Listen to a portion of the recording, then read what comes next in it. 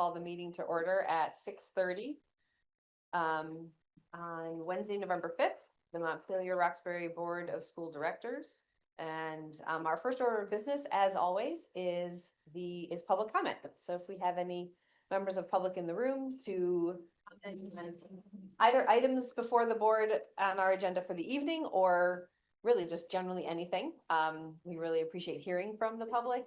Even though we don't engage in conversation with folks during public comment, it really helps inform board decision making. So if we've got folks in the room who'd like to make public comment, please step up to the mic and introduce yourself. And then we'll also, if there's anyone online who would like to, please go ahead and raise your hand, and Libby or Anna can get you into the queue. Hey folks, Jim Eikenberry, Montpelier resident, and just can't stop showing up. And so as always, appreciate you all being here on a lovely November evening, especially our Roxbury crew making the drive. So thank you all. I saw that there was going to be some discussion tonight about some of the challenges that are out there in the system. So one of the things I wanted to do is express gratitude for the co-curriculars that are out there, in particular sports, which I'm a volunteer coach with. I've really seen the benefit for our student athletes in them really getting that sense of belonging and that connection to the school and to one another. And I know from my personal experience that sports helped me to be connected to my school and want to show up. And showing up is a big part of, if we can get them here and they're fed and they're connected, then we're really getting there. So I know that there might be fiscal challenges ahead and other structural challenges, but I hope that we don't lose sight of the importance of the co-curriculars, and that we can still find ways to make sports and clubs and things like that happen. Very related to that, I really wanted to show appreciation for the Roxbury Sports Bus. We had 3 regular middle school cross-country student athletes, and that bus was a lifeline for them. They couldn't have done the sport without it. And having been that rural kid who was bused, who couldn't have done the sport without the bus, I just really want to talk about how important that is. And let's keep making busing happen correctly for Roxbury, so those kids have equal opportunity to everything that we're offering. I don't think we should ever sacrifice that. Even if times are tough, those kids deserve access to everything that MRPS is offering now. And then third, you won't see it because it's dark and rainy and miserable out there, but the track renovations for the throwing, for the jumping area and the vaulting area are almost complete. The paving's done, the concrete work is done. It's looking good. And so we're really excited about that. It was a long time coming. We appreciate the board's support in making that happen. It's going to be infinitely safer and better from a training standpoint. I hope we can do a renovation tour sometime when it is more light out and maybe less rainy. I've talked to Tom about that and I'm just waiting to hear back, but hopefully we can get you guys out there, show you what you invested in, and talk about how it's going to be good for the team. So just grateful for that, and maybe next time I show up I'll have some numbers from Matt, and we'll talk about how the running programs are continuing to grow, and we appreciate that support, including newly indoor track, which I'll be coaching, and hopefully not alone, and we're just continuing to grow those sports, so it's exciting that good things are continuing to happen. So appreciate y'all. Thank you, Jim. Hey, Jim. Do we have anyone online hoping to speak in public comment? I don't think so. Okay, we gotta shake the head. Okay, well, let's move right along then to the consent agenda, which is a bundle of documents and mostly meeting minutes that the board can save a little bit of time by passing and approving all as one package. And of course, as any board member can pull something from the consent agenda for discussion if they feel it's warranted. So is there a motion to approve the consent agenda?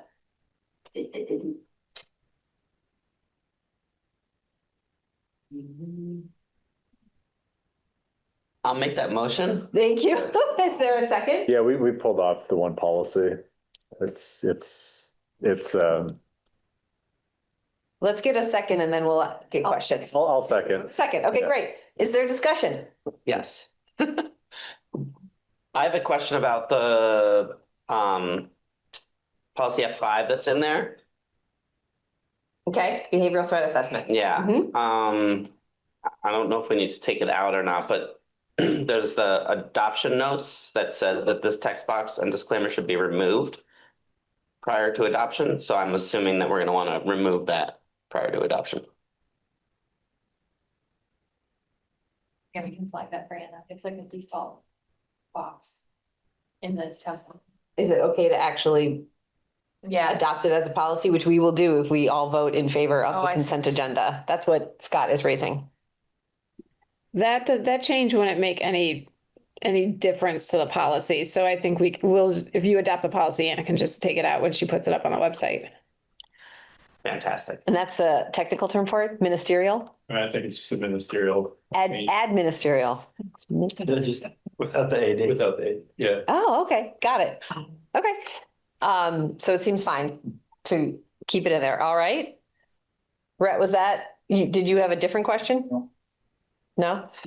I noticed that we've had three policies up for first and second reading, and I see that we've pulled policy C13, but I don't know what happened to policy C9, which was also in this clump, but is not in either place. Good question.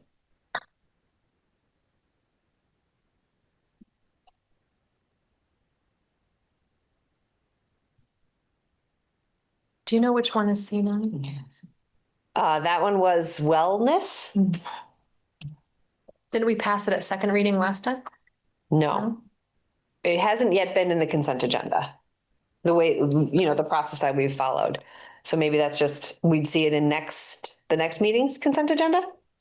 I know that I just sent feedback on that to Rhett recently, within the week, Rhett, or was it last week? I don't know, the weeks kind of mold together. So it might be the policy team needs to look at that again. Okay. Yeah, So we have to discuss the feedback at our Got meeting it. on the 12th. okay. I just didn't want us to lose it and assume that we adopted it and then never actually adopt it. Okay. Still That- in the agenda for the policy. Policy committee, great, okay. Any other questions on policies in the consent agenda? I just wanted to highlight a couple of things from Libby's superintendent report. First, I just wanted to second the congratulations to Allie Tarwater, Julie Smart, and Sadie Jones for their awards and recognition as awesome teachers, just recognizing how amazing they are. So I wanted to pull that out and say that out loud because I know not everybody reads the superintendent report as thoroughly as us board members.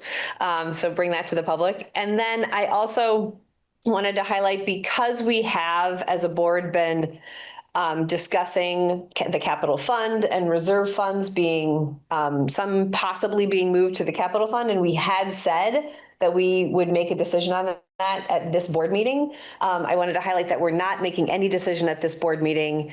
Rather, the administration is going to go out to bid as an information gathering tactic, so that we get more specific information than we've been able to get so far with just kind of their best guesses and some of their like, hey, can you tell me what this might cost? We're actually doing that's what the RFP bidding process that Libby's talking about in her superintendent report is, and why we're not making any decisions tonight. We want to get some more of that information before we make a final decision on that.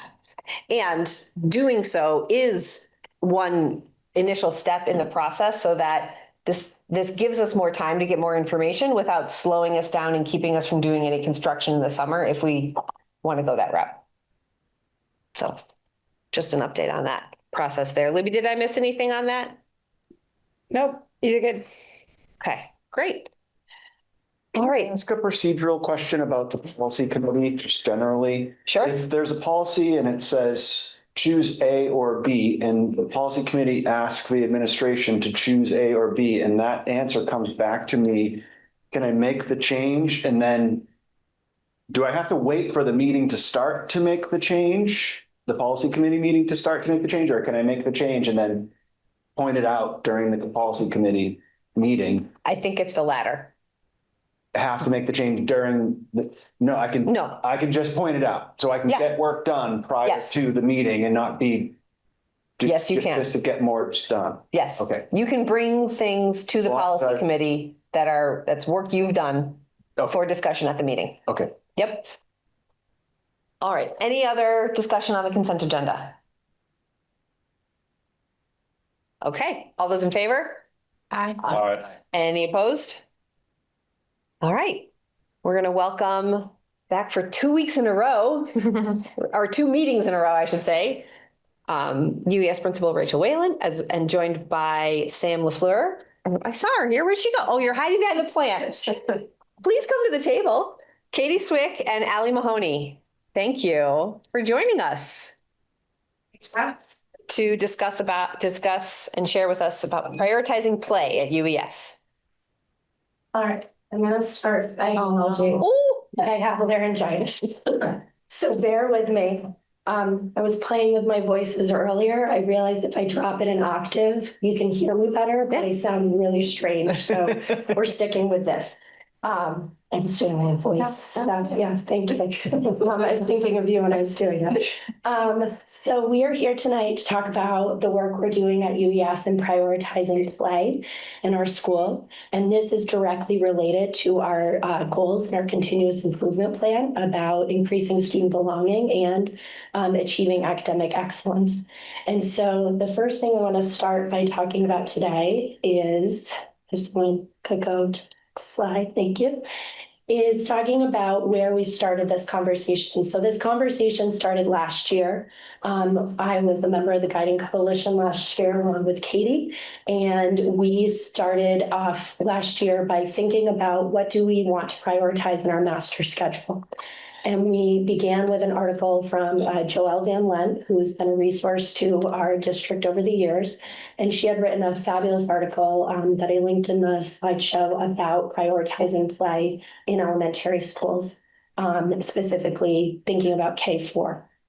And so we read the article as a group. We came back, we went to our teams, we came back, and we started thinking about, okay, is this something that we want to take on as a school? And so it was a unanimous decision. We surveyed the staff. Yes, this is something we want to take on. And we really wanted to think about the challenge that we were faced with over the past 5 years. We've seen some significant, we've seen students that are struggling with social skills, those feelings of belonging. And we've also seen that they are needing support with maintaining focus and sustaining attention. And so we, after reading the article and after having discussions and talking with teams, we realized we have an opportunity here because our staff believes in the power of play. And so we decided as a Guiding Coalition to really take this head on. How can we prioritize play in our master schedule and really harness that very important tool that we have in our schools? Slide. So there were 3 kind of big key factors from Joelle's article that really hit home for us, that these are things that have been impacting student development. The first one is screen time. There's just an increased amount of screen time. No matter how intentional and purposeful we try to be with it, screen time has just increased dramatically in the last 5 to 6 years. And so that has, of course, impacted our face-to-face interactions with each other, adults to adults, kids to kids, adults to kids. And so that was one of those key factors that we were looking at. The second one is COVID-19. You'll be shocked to know has had an impact on schools and kids and adults.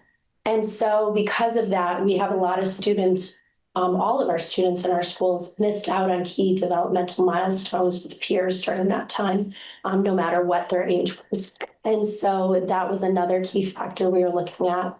And also, as we've worked towards more rigor in schools, one of the things that we sometimes are trading off in schools is less opportunities for free play. In our efforts to provide more structure, which we know is important for students, we also kind of provided a detriment to students in that we've taken away some of those opportunities for the free unstructured playtime that kind of Katie's going to talk more about in a minute what the benefits of that are. Next slide. Thank you. So one of the things that our school is really exploring is how important play is. And instead of viewing it as a luxury to include in the day, seeing it as the most important element of everyone's day. And how it's essential to help kids expand their understanding and knowledge of the world and themselves and ourselves. And when we look at people that have studied play and the impacts, two of them are quoted on this slide, Piaget and also Fred Rogers, we all know really have made it their work to increase play for everyone and to see the benefits of it. Okay.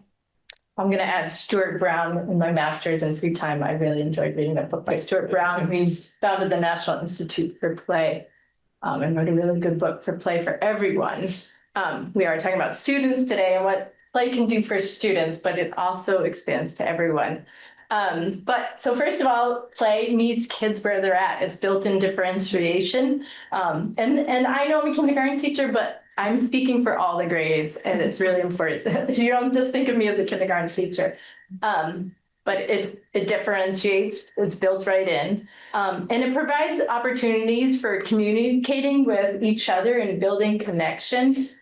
Whether you are communicating as a whole class, you're playing with a whole class and working together. The kids are building connections with adults, they're building connections with their friends, stronger ones, and they're also making new friends in play and the different types of play that we offer and students. And then they learn social skills, practicing really important social skills. Play has this element of like walls coming down and there's vulnerability, and they can connect to different peers that they normally don't connect with, whether it's on the playground, in the classroom. And I often, when I take my kids to the forest, I have kids playing together that don't normally play together because they discover they have interests that they didn't even know they had when they're there. And we know when we build connection, we increase belonging.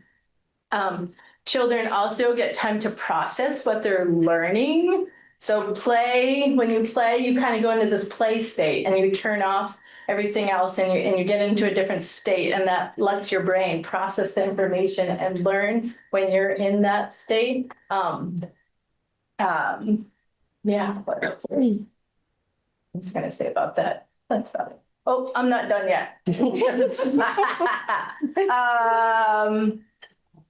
Quiet, thank you. Quiet. Like days, not everybody's a social kid when you're in school. And when we offer opportunities for play, it lets some of those kids that need some quiet time to do what they need. Or maybe it is socializing with friends is what those kids need. And we're finding, I think that kids have a lot of anxiety and stress in their lives, whether it's indirectly or directly from everything that's around them. And when you're in that play state, your worries go away. And that's also really important for kids to not be in that state of worry and stress all the time. So that's another important part.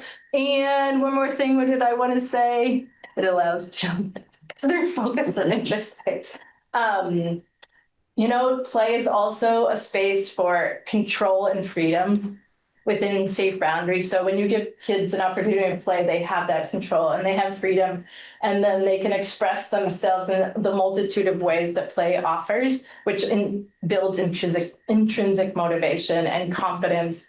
And they get to practice and understand and grow everything that they're learning in their lives. So very important. So after we had decided what our purpose was and what is kind of the background, what's the driving force behind that work, we decided it was important to make time for choice time. So we wanted to make sure that we were adding 15 to 40 minutes of free play time every afternoon for all students, K through 4. Choice time has been a fixture of kindergarten and first grade schedules for years, but second, third, and fourth, it was kind of inconsistent where that was offered. And what we heard from teachers is, do I have permission to let kids play? And so we realized what we put in the master schedule is what we value as a school. We've done a lot of shifts with that over the year of making sure that we have carved out times for academic blocks, for social emotional learning, morning meetings, obviously recess and lunch and essential arts, but we didn't have a carved out time K4 or pre-K4 for play, because obviously pre-K, tons of play happening there too. And so we wanted to make sure that that play was time when teachers were providing fun activities and games and allowing kids to have some choice and autonomy over what they do. And so we designated specific time in our schedule for play, obviously based on developmental level. So in third and fourth grade, it's 15 minutes. Second grade, it's about 25 minutes. First grade, it's 30. K is 40. And then pre-K has about an hour plus every day for play, because pretty much all of their learning is done through play in pre-K. So that was last year. We created the master schedule. And then when I kicked off this year with the staff, I wanted to go back to that master schedule. And I actually had an opportunity. I was at the VPA conference this summer, and I got to listen to another principal talk about prioritizing play in her school. And so what she had done with her team was create these play plans. And so I brought that work back to UES, and I tasked our grade level teams and our essential arts teams and said, not only are we going to play, but we're going to play with a purpose, and not wanting to take away that choice and that autonomy from kids, but we wanted to figure out what our role was in that play, because so often teachers, the reason play sometimes gets overlooked is because teachers are not sure what their role is in that. And so we wanted to make sure teachers understood this is an opportunity for you to do some really explicit teaching. And so grade level teams and essential arts team went through, we have these UES SEL skills that go across the grade level bands. And each team was tasked with choosing 2 to 3 skills that they really wanted to make sure they were targeting during play. They then created play plans that included the types of activities they would do that would foster those skills, and then also making sure that they were figuring out where is play happening in their day. And so, we were finding obviously the choice time that was in the schedule, but recess, morning meeting has opportunities for play, snack recess, and really wanted to talk about making sure that play was face-to-face interactive and really moving away from the use of technology during that playtime, because, right, that's one of those impacts that we were trying to offset. And then, so you can see in the presentation, in the slides, these were the skills that our grade level teams focused on. And then what happened with our essential arts team is they kind of took this play plan and brought it to the next level. And I'm going to let Sam and Adam talk about that next. To start off with this, I'm going to talk specifically about the blocks of specials. So our essential art times with our students, it's always been at the root of what we do. You play an instrument, you play a sport, you play when you read and bring books to life. You play when you're using art supplies. And so it's part ingrained in what we teach. But we wanted to lean further into it. We wanted to figure out ways to bring up their understanding of key concepts that we teach. So for example, in music class, our youngest students really immerse in music academics by being imaginative. For example, in the kindergarten today, I was working with kids on a song about cooking and baking pies. And our kindergartners were running around the room getting the materials they needed to bake. And as soon as they came back, we were able to sing the song, and they could use their experience of imaginative play to remember the lyrics of the song. Or another way is to bring out a puppet and have the children sing to the puppet. And let me tell you, the songs that they'll sing to a flippy bird are far more expressive than that if they're staring at me and feeling anxious about what I'm thinking, because I'm sure that Lula will make sure that they feel loved in a different way that a human can in that age. Other ways that we do this is cooperative dances, having students engage with each other and get a chance to make memorable moments through that. Older grades, we do activities such as Twister and learning how to play and read music notation by having 5 lines of the staff on the floor and putting your foot on B, and putting your hand on A. And let me tell you, that teaches you a lot about where things are on the staff. So I also took some quotes from PE and art, so I want to share those tonight. In PE classes, Emmanuel and MJ believe that when students get to move, explore, and have fun, they're learning new movement skills, discovering how their bodies respond and build confidence. This month, the PE program is beginning the gymnastics unit, where play really comes into focus.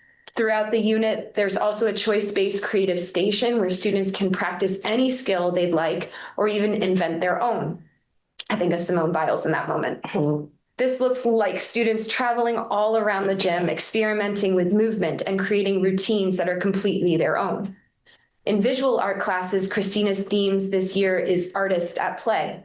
Children are invited to explore art media and materials through their hands and imaginations at the beginning of each new project.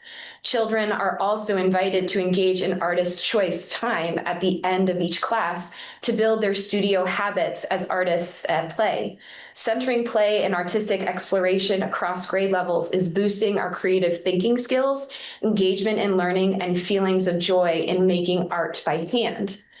Ali is going to take over in a second, but in the library, each class after the library lessons, students are given the additional time to have opportunities to explore the library and choose to draw, build, or play games together. If you want to take over from there. Sure. And then this year so I'm Ali Maney, the new UES librarian. And this year we've added a section in the morning where the essential arts team, we cover a meeting time for the classroom teachers. And we've made this time a go play time. And we offer 2 options in the morning, one indoor and one outside. And it's like indoor and outside, a quieter space or a louder space. Sometimes the library is open for 3rd and 4th graders. So they have an opportunity to spend a little bit more time either playing in the library or reading in the library. And it's been great for both those kind of extroverts and introverts to have a little bit more play. And it's also an opportunity for kids to, as was mentioned earlier, some kids are, connecting with the friends that they always connect with, but a lot of kids are connecting with kids that they aren't in class with this year. So it's like kind of old friends and new friends are being made, which is kind of nice. And we have a little video of kids' voices, student voices about the impact of just that Go Play Day. And it's adorable, way better than listening to us. I shouldn't say that, but it's true. The beginnings, the volume of the beginning, I bring it down and then you can bring it up, just a heads up. Yeah.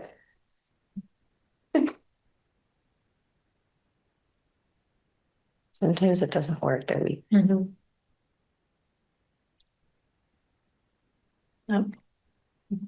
Yeah, we're not hearing it. Yeah. That has happened before, unfortunately, when we've had someone remotely try to play the video. Because what we need, I think, is for Libby. So they need to be like participants or something. No, she's a participant. I think she needs to do in Zoom, she needs to share her computer audio. Wait, hold on. High level, Libby. Yeah, you guys totally made Sorry, me- we gave you the heads up that there would be.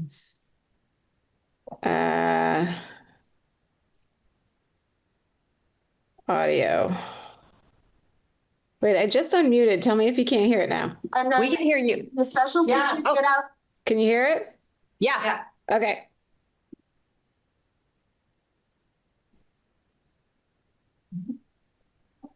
Hey, Carter, on a Go Play morning, what happens when the bell rings? So, wow. Maybe a little louder. A special teacher comes again. Walking from lunch. You can come from this, right, in the morning? And then when the specials teachers get out there, what happens next? Go inside. You can choose to go inside or you can choose to do the playground, right? Yeah, and what do you like to do? Do you like to come inside or stay out on the playground? Oh, I'm on the playground. It's super fun. Izzy, what do you like to do? Do you like to go inside or outside? you like to come inside and you get to play in the music room sometimes? Yep. And do you remember, Ozzy, when we played with the Magnetiles? Yeah, you made towers. And then you like to crash them down, right? Yeah. Yep, and you like to go outside and play? What's your favorite thing to do outside? Yeah. You like the swing, the slide, and the house, you said? Yes. Yeah. Well, thank you so much, you two. I like that you could go and go to the fun activities. I like how you get like extra time.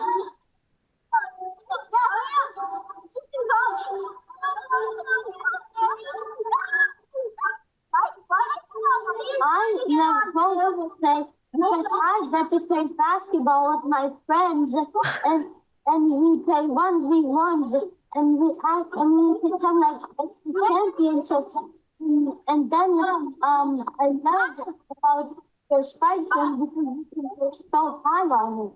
And I love soccer because we can go against teams and we can win and we can go and we can have tricks.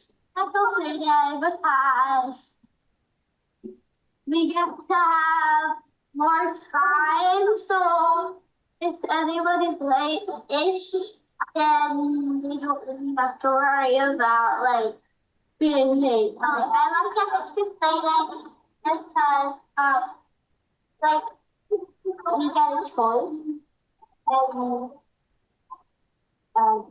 and after we get to be the especially we a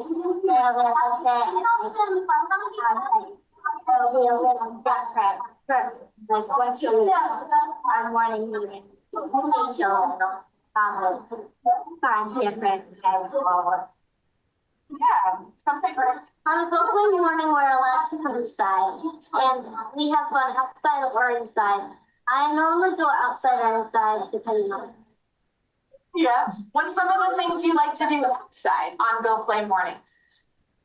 Well, it's really cool, so I probably go on the spider swing. On the spider swing to move your body? Yeah. Nice. And then if you come inside, what's been your favorite inside activity? Stuffies. What did we do with stuffies? We made them houses. We made them houses and we filled with blocks. Out of musical instruments. That's true. We got out some drums and then we made like beds and pools with them. Yeah. Yeah, it was pretty fun. I like that, like tapping. Well, we did the Dandia dance. That's what you're talking about. Really fun, and I also like the stuffy making like the houses. The houses that we made for the stuffies. That was pretty fun. What about you, Maya? My favorite thing was doing the Dandia dance, but I also like playing outside. What do you like to do outside? I like to play with Asa on this run. Absolutely. Super fun to be with your friends some extra time, especially if you're not in the same classes, because some kids will play with kids that they don't have in their daytime classes. Thank you. Okay, no problem. I like to be in the library because like you get to learn stuff every single time you get to be in the library, and then you get to go check out books, which is really, really fun.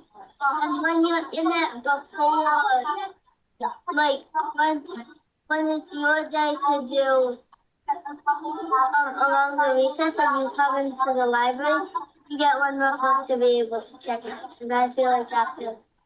I like the library because you get to do fun activities and play with Legos and have fun reading. And George read out loud to you.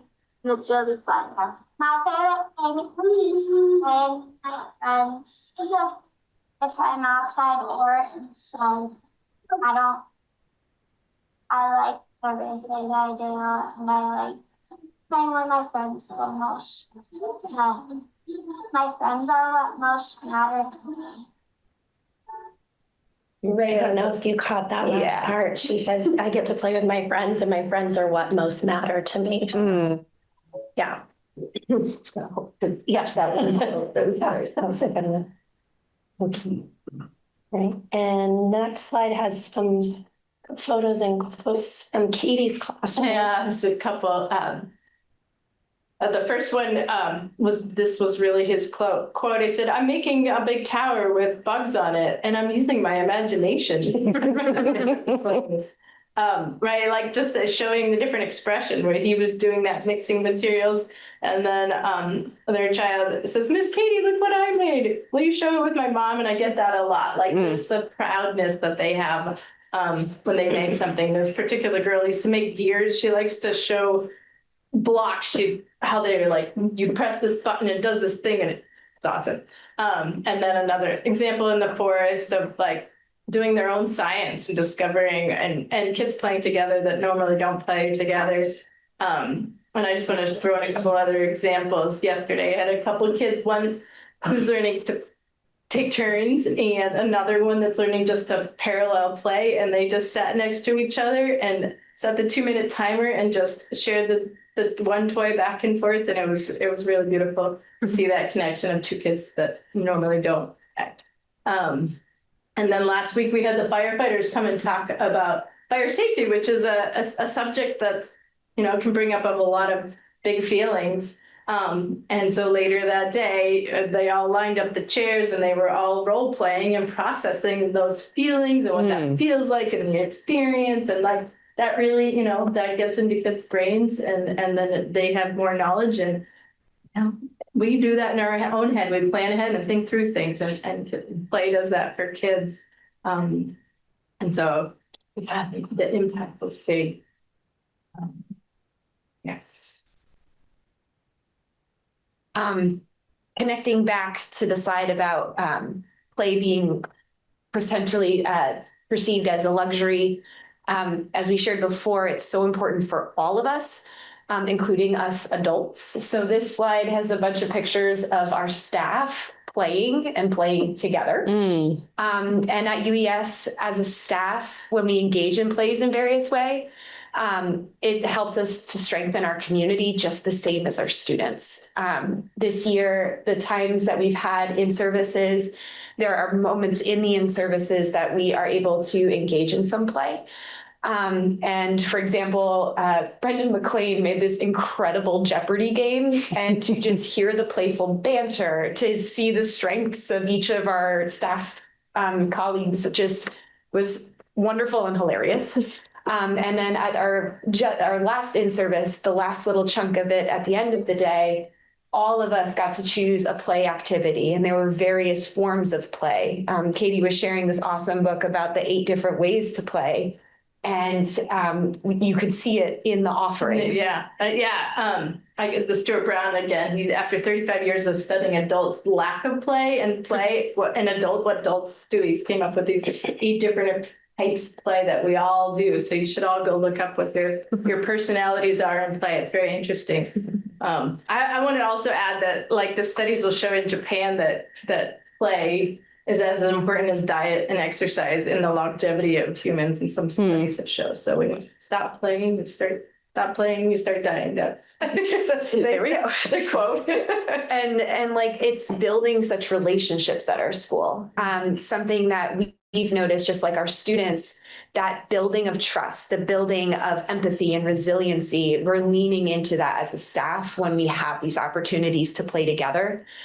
We really see that coming to life for so many people around our building as we get to know each other, or people that we've known for a while. It's been lovely. Yeah. And it was really fun. I didn't participate in any one particular play during staff choice time, but I walked around to just kind of see. And as a former kindergarten teacher, it's always really interesting to me what people choose for their play options. And there are many rooms I walked into, I wasn't surprised to see who was at, needlework and who was doing pickleball tournament and things like that. But there were some places where it was just like a fun surprise to see, like, who's a Swiftie making friendship bracelets, and who's, who's at the Wet Max, and Brendan McLean dubbed the Vlasic Classic pickleball tournament in the gym with prizes of jars of pickles for the winners. So it was just really, and that was just something where I said to the staff, you have this time, put out an offering. What do you want to bring people into your room to do? And it was just really cool to see what people came up with and what people were drawn together around. And so looking forward to finding more opportunities to do that this year during in-service for faculty meetings. Another piece that we're doing that is a type of play or connection is working with doing staff circles as opportunities to be connecting with each other. So that's something that we're building in as well, because having just joyful conversations is another form of play. Okay. Really feels like you're part of a team when you play together. And I think the classroom, the same thing happens. And that's all. Do you have questions for us? Great. Thank you very much. Thank you. Any questions for our UES team? I just wanted to note an appreciation for how you made the connection between the strategies that you're using for play and the school's continuous improvement plan, that this isn't really just for the benefit of joy, but there are really deep connections being made with the goals of the school. So I just wanted to thank you for including that and as part of your presentation, so we can, you're connecting the dots for us, which is very helpful. Cool. Thank you. All right. Thank you so much. Thanks. I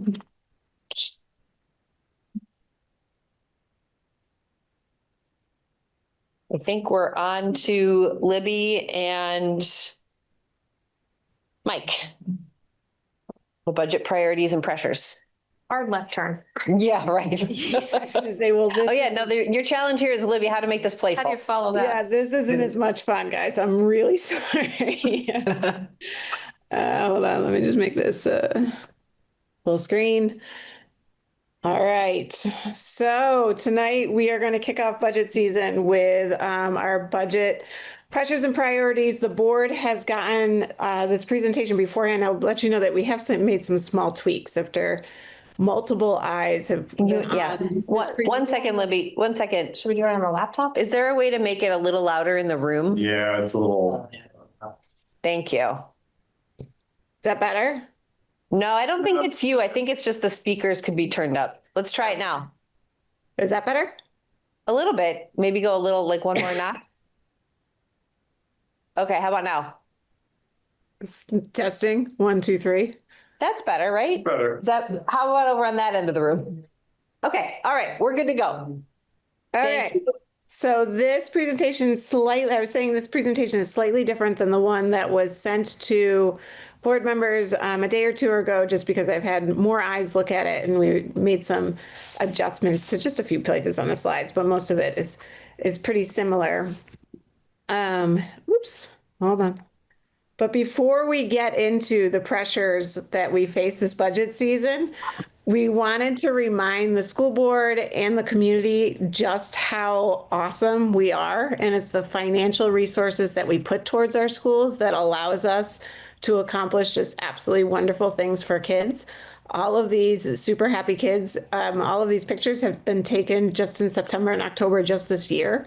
And we've had so many beautiful, awesome things happening with our kids. So before we get into budget season and our pressures, I just want to remind us that it's the financial resources that allows us to have such a robust, flexible pathways opportunity at the high school. Last year's graduating class, 95% of our graduating class participated in at least one flexible pathway opportunity. We work with over 300 community partners to provide high quality opportunities beyond the school walls. Not many school districts can say that. We have over a 96% graduation rate last year. We have nature-based programming at ECO at UES, and you just heard about all their play initiatives as well that's connected. We built in community leadership to our middle schoolers through their experiences with our STEM and sustainability programming, which was a change a few years ago, and it's a financial change as well as a human resources change. We score well above state averages in the state assessments year after year. And that's largely due to our effective MTSS model, which takes a lot of financial and human resources to put on. And not just statewide, but nationally, our SAT score, this SAT score in 2024-25 nationally was 1069. The Vermont average was 1125, and MHS's average was 1214. So it's not just our state assessments, but it's also the national assessments that we score very high on. We have increased the number of students taking AP coursework at MHS from 35 kids in 2021 to 83 kids in 2025. That's a 137% increase in kids taking AP classes.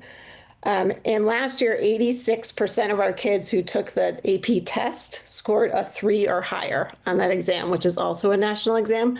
So before we get into all the pressures, I just want to remind the board and the community that the financial resources that we put towards our school, which goes directly to our people, and our people meaning the students and the families and the staff, does make a difference for kids and families. So just wanted to make sure that we preface this presentation with all the good things that happen in our schools and the results we get. So here's our timeline. The board is well aware of this timeline. Today in November, we're gathering input. We're starting to really understand what the pressures are. The administrators are developing their first draft of school-based budgets, and Mike is working with us to try to figure out how to make the district-wide budget. In December, the first draft will come to the school board in that first meeting. We'll revise based on the feedback that we hear from the community and the school board for the second meeting. And then the third draft will be shown at the first meeting in January. And by the the second meeting in January, the board will need to approve the budget warning for the budget. So you can see the timeline there, and then we'll have a public information hearing on March 2nd, the day before town meeting day on March 3rd. I'm going to quickly go through these slides because the school board is well aware of educational finance. These were largely put in from, just moved over from last year's presentation, but I do want to make sure that we have multiple places in our media and our communications with our community of just how Vermont education finance works. So just as a quick reminder, the education finance system is split into 3 ways. There's revenues going into the education fund, then education spending and other uses of the education fund are going out. All school districts put their tax money that they've collected into one fund, and then it comes back to us. So it's not just, our decisions don't just impact MRPS, they impact the entire state, and others impact us as well. Use of the education fund, that they're funding education. It's also funding universal school meals. It's funding early college tuition. It's funding after school. And I crossed out PCB mitigation and remediation because there's no more money left for that. And that's been put on hold from the state perspective. And then the cost shifts to the local budgets over the last few years. The mental health needs of children and families has certainly shifted to school districts. And I'll talk more about that later in this presentation. Vouchers to private pre-Ks have been shifted to local budgets. All facility needs are shifted to local budgets. We have no state school construction aid, which we hear a lot about in the news. And all PCB mitigation and remediation for those schools who have been tested has been shifted to local budgets.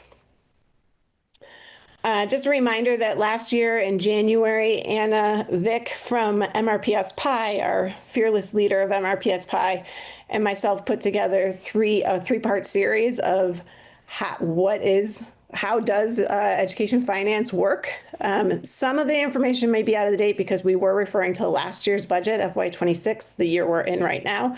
But most of it is pretty spot on as to how the education funding formula exists currently and what might lie ahead. So most of the information is pretty accurate. However, there might be some numbers that are out of date just simply because it was talking about last year's budget. Oh, we're not going to watch these. Hold on. Also, Lola Dufour did a great little comic series about how Vermont funds its schools because it's just so hard to understand, but this video does a great job. explaining that. So everybody knows where that is if you want to check those videos out. Going into our history, this is where we've been and where we are. Those overall percent increases is the piece that the board might want to pay attention to as we look at the rest of this presentation.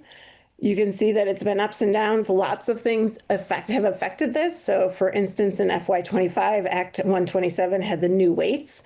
That was the year our budget went down and we made the very hard decision to close the Roxbury Village School. And last year we were at a 5.74% increase and it passed. That's just looking at our history in a different format. So let's look at the pressures that we're facing this year from MRPS.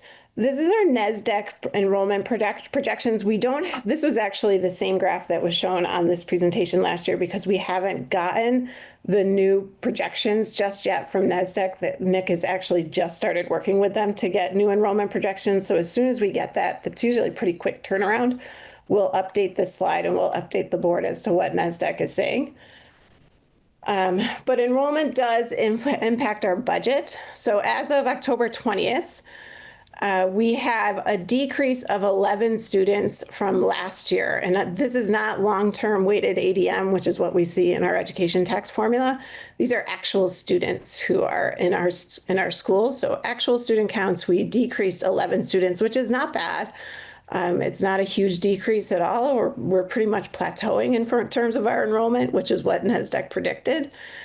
But we're going to assume, just conservatively, a decrease of about 15 students for FY27. This is based on the estimates from NASDAQ from last year and our yearly actuals year over year. And if we were just to say, well, I know Jake is going to shake his head at this, but if we were just to take the amount of long-term weighted ADM that we got for our students last year, and while that's a weighted average, if we just looked at it by actual students, so last year our LTW ADM, so that's our per pupil essentially, was $14,798. If we multiplied it by the actual students that we have this year, it comes out to $16,740,000. I'm sorry, from last year. Using this figure to estimate FY27 with a decrease of 15 students, we would get $16,588. And there's a difference of a little more than 150,000 there. So this is just meant to show that decreasing enrollment, even a small amount of students, does impact our budget. But I do want to remind the board, just like in that green box, that these are not actuals. They're just predictions of a potential impact. Another way to think about this is that about every 15 students is nearly the same as the cost of one full-time mid-career teacher if we look at their salary and benefits. And it's still not inclusive of weights, but it's a good way to think about how that type of enrollment decrease can influence our budget or what it equates to monetarily. In terms of healthcare, we have gotten from VHI that our increase for next year is 7.3% increase, which is much lower than it has been over the past few years, which has been around 12 to 15%. So we're at 7.3%, which we're all celebrating in the field, which sounds crazy that we're celebrating 7.3%, but we are. So just to see how that's increased over the years, in FY18, which is the year before I started as superintendent, for MRPS, healthcare per teacher was $17,394. And in FY26, it was $40,909. So when people are looking at where the drastic increases are, they can look no further than right here. 99% of our MRPS employees are what's on the gold CDHP family plan or single plan, but they're all on the gold CDHP piece. So the cost of the family plan for gold CDHP in our healthcare is $35,227 to MRPS for each employee who's on that. The employee cost is $8,807 a year. So using our staff census for this current school year, with a 7.3% increase, it's a $329,000 increase to our FY27 budget. In terms of salaries, So we are negotiating with our MRESSA, who are our instructional assistants, and our MREA, which are our licensed teachers and faculty. We're negotiating with them, so we're not sure what the percent increase will be yet. If we use the Northeast inflation rate, which is 3.3% increase, then you can see the projected increase, assuming our staffing stays the same for each of those categories. Now, negotiations go as negotiations go. I would make a very educated guess, and I'd probably be correct, that we will be negotiating for numbers that are higher than 3.3% for both of those groups. In terms of AFSCME, they're not negotiating next year. Their salaries are set. They have a 4% increase, which equates to just over $61,000 for AFSCME. And our non-union salary increase, which includes the administration, have a 3% increase in their contracts. And that equals a 70,000% increase to our budget. And then if we look at employees from FY26 moving on step increases in FY27, that will be another $214,000. So overall salaries at probably a minimum number would be $8,800. Sorry. Most likely it says will be higher with negotiations. So all that's to say that these pressures that are more in the control of MRPS than others, with the exception of healthcare, that has a total tax impact before CLA of $1,291,228. That's a 3.99% increase over FY26. This is with us not doing anything except for paying the health care and looking at changes of enrollment. That equals about a 9-cent tax increase from last year. And that's with a completely level programmed budget, which is what we tried to do last year, which doesn't sound so bad. We could do that, I think. I think our taxpayers would be okay with that. However, now we need to think about our state and federal pressures as well. So the state, at the end of the legislative session last year, passed Act 24, which is the yield bill. Just a reminder, the legislature passes a yield bill every single year. This happens regardless of the year, regardless of what's going on. So they passed the yield bill. Just a reminder that nearly every budget, except for I believe 2 in the state, passed on town meeting day. So voters approved every budget on town meeting day. However, for that yield bill, the governor and the legislature decided to use one-time funds to reduce property taxes. And how they did that was they transferred $77.2 million from the general fund, and they transferred $41 million in an education surplus. And so that equaled $125 million to the education fund in order to reduce property taxes for citizens. When you use your one-time money to do this, and I'll invite Jake and Jill to jump in at any time that I make a mistake in how I explain this. When you use one-time funds in that way, it's going to leave a gap in the education fund. And our friends over at the Joint Fiscal Office have told us that that's a gap right now of $118.2 million in the education fund for FY27. Julia Richter at the Joint Fiscal Office has shared that it equates to 1 cent on tax rate per 14 million. So another way to think about that is it's almost a 9-cent increase in the FY27 tax rate that this gap in the education fund causes without anybody doing anything. So what I did was not the exact math. I know we need to do this, but I looked at our FY26 budget and I simply started adding money to our general budget until I got to that roundabout 8-9 cent increase. And in order to get that 9-cent increase, we would need to add $1 million to our FY26 general budget in FY27 to have an 8 to 9 cent increase. So from the state's buy down last year, that could impact us pretty significantly in our FY27 budget development process without us, and it has a very big impact on us, and we haven't done anything to cause that. It's simply because of the gap in the education fund that needs to be made up this year by taxes, which could have other ways the legislature decides to make it up. That's one of the unknowns as we go through this budget season. Jake, how'd I do? Is that okay? I have a question, which is maybe another way to think about it and maybe wrong, which is that if the statewide gap is 118.2 million, then MRPS's portion of that gap is the $1 million? I don't know if that works. No? Okay, never mind. We won't think of it that way then. The way we were thinking about it was how would we, if we had 9 more cents last year on our tax rate, what would our general budget need to be? And it ended up being $1 million more. Yep, okay. Jake's silent though on the issue, which makes He me nodded. He said you nailed it. Oh, okay. I didn't hear him. Make me nervous, Jake. The potential federal impacts. This is another, I mean, part of this is we're playing poker. We're trying to make decisions on a deck of card or a card that we don't know all the information for. So we have no idea really what the federal impacts are. We have hunches. So we have a hunch in the education field that IDEA, which is special education funding from the federal level, will stay the same. So we kept it the same.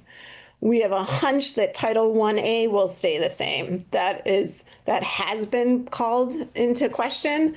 And my original slideshow of this, as Tim and Mia can attest to, had that zeroed out. However, multiple people, multiple sources, as we look into it, believe that Title 1A may stay the same. Title 2A, which goes to professional development, and Title 4, which I believe technically is like technology, but we always roll it into Title 1A and Title 2A, will be zeroed out potentially. And then Medicaid seems to, right now, they're making lots of changes to Medicaid, but we believe it's either going to stay the same or even increase a little bit.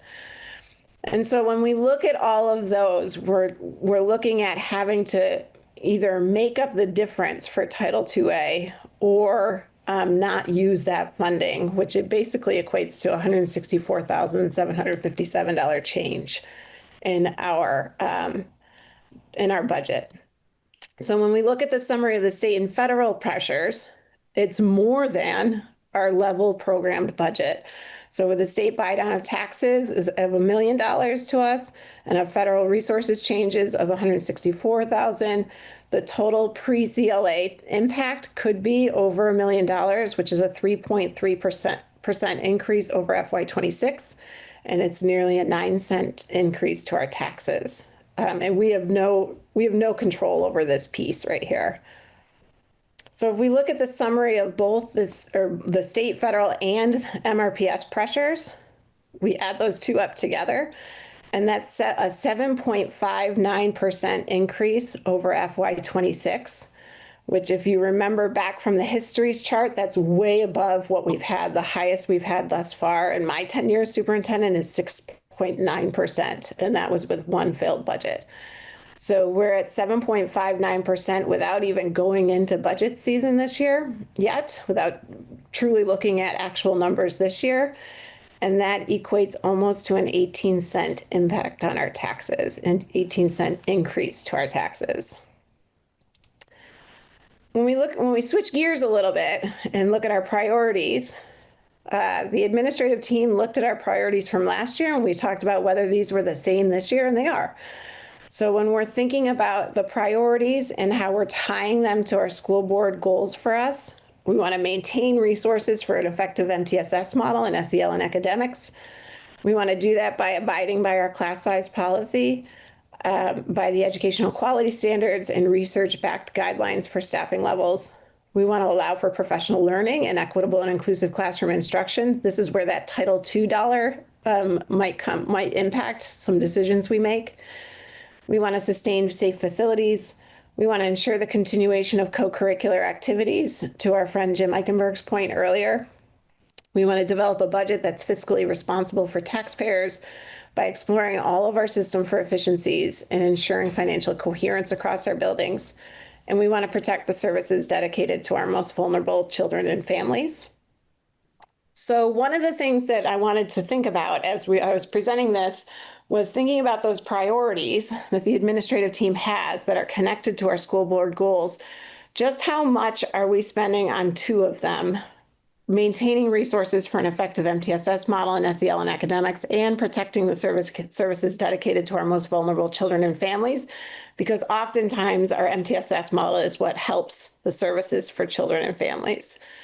So when we're looking at FY26 staffing, which is our staffing we currently have, and our costs for social emotional learning, this is how we're spending those dollars. And I apologize if this is small on your screen. So we have 5 social workers. We've added 2 social workers since FY22. At UES, there are 2 social workers. At MSMS, there's 1. And at MHS, there's 2. We have 6 school counselors. We've added 1.6 FTE and counselors since FY22. You can also see where we pay for these positions. In FY22, we added 3 SEBL interventionists. There's 2 at UES and 1 at MSMS. They provide intensive student support. We have 2 SEBL coaches. 1 was added in FY20 and 1 was added in FY22. You see a lot of things from FY22 because that is when we had a lot of ESSER monies coming in. We have 1 behavior specialist that was added in FY21. We have 7 behavior technicians. This is relatively new. The last 2 contract negotiations with MRSB, which are instructional assistants, we changed the language in that contract to make 3 categories of instructional assistants. So our behavior technicians is a category now within that contract. And then we have 1 SEL and wellness administrator to work with the system and all of these wonderful human resource people. And we added that position in FY22. So all of this equates to a bit over $2 million when all is said and done in terms of the cost for the human resources for our SEBL MTSS model. Just to put some of these numbers into context, the National Association of Social Workers and the American School Counselor Association recommend 1 social worker, 1 counselor for every 250 students. MRPS has 1 social worker for every 224 students, so we're pretty close to that. In Vermont, I found this fascinating. The data is from 2021, and I linked the source at the bottom of this particular slideshow. I'll make sure the board gets a copy of it. In Vermont, there's 1 social worker for every 1,265 students in public schools. That is wild. In MRPS, we have 1 counselor for every 187 students. So we're below that ratio, that recommended ratio from the national associations. And in Vermont, there's 1 counselor for every 190 students. So we match pretty much the Vermont average there, just to put those numbers into context. I tried to look up other intervention positions, and they're simply too unique and are called so many different things across the nation that there's no national, there's no one thing that people call them. So there was no data to reflect that. In terms of academic learning supports, so our MTSS model staffing and costs for academics in this school year, you can see what we have here. We've had a math coach for a long time. For a long time, they were more of an interventionist at MSMS, but now more of a district math coach working K-12 on tier 1 instruction. Then we have 1.0 math intervention paid out of Title I funding who is currently at MHS. We have 4 math interventionists paid out of local funding. 3 of those were added in FY22, paid for by ESSER money.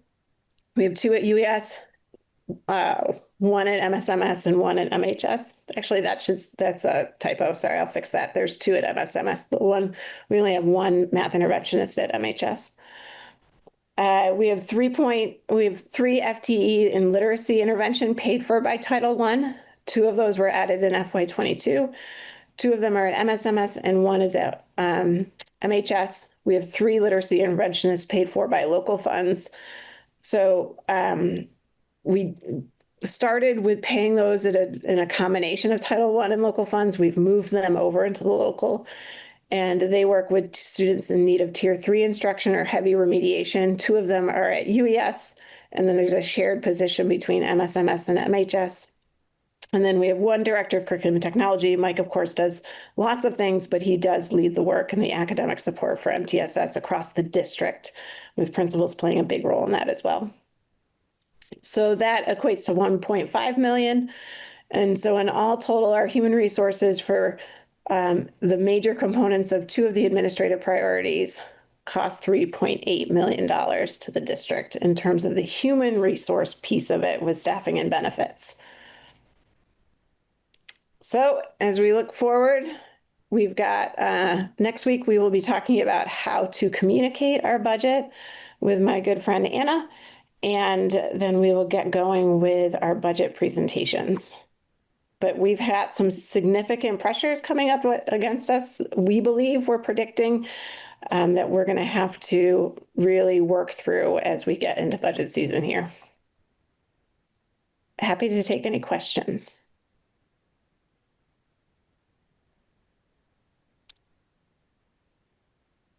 Let's start with any clarifying or follow-up questions for Libby. And then that last slide did ask a question of us, which is, Oh, yeah, sorry. What is the data or other information that the board would want maybe like at the next, when we present the draft budgets? But let's start with any clarifying or follow-up questions for Libby from this presentation. Libby, I just have a really quick question. When you were talking about the increase in salaries and increase in healthcare costs, let's see. The salaries table, the projected increases included, it says inclusive of benefits. So those are benefits other than healthcare costs? Because the slide before that. Yeah, if you looked at the slide from I took that out for the slide that was one of the pieces that I revised. Okay. Yeah, because then I was like, it's counted twice. So now in this one we just saw, it's not counted twice. I believe it's correct. Yeah, Mike's on here, so he can really talk to that a little bit more specifically, but I believe it's correct. Yeah, it is. So when we said inclusive of benefits, we're talking about everything but healthcare. Gotcha. So like, yeah, your FICA and everything else, except, yeah. Got it. Thanks, Mike. Go for it, Jim. Michael. Just I'm like crystal clear on where we're at. So with kind of pullback in state and federal pressures, plus the pressures of just, projected increases in our spending to kind of essentially have what would be a level budget. We have got a $2.5 million gap that we need to fill, right? We need to think about it in some way. We need to recognize it's there and decide, do we want to go forward with that? Do we want to reduce? Do we want to change? We have some decisions to make. Yes. I have a follow-up to that, which is on that $1 million roughly that you calculated based on the buy down that the state did. I wonder how much of that we actually need to take responsibility for, since, as you were saying, we didn't decide to buy down tax rates ourselves. That was something that the governor and the legislature decided to do. And we might not know, or would we know? Maybe my question is, will we know in time for us to even set our budget what they're going to do about filling that gap? My understanding is that, and Jake, correct me if I'm wrong, that we will know during the December 1 letter that sets the yield. Is that accurate, Jake? Yeah, the letter will be scary and have a low yield. Because it doesn't make any assumptions about what people are going to do. And then as the session goes on, if they want to apply more one-time money to try to lower rates, they could do that. Okay, so that's how it's going to come into play in our actual budget, is going to be in that dollar yield number. Yes, and when there's a lower dollar yield, that means higher tax rates. Right. Okay. That. So while you're correct that is not our fault, I guess, it's not in our control, it does impact us. it will most likely impact us, and it impacts us through the dollar yield, which the board knows is a significant factor in tax rate calculation. Right. That. Yeah.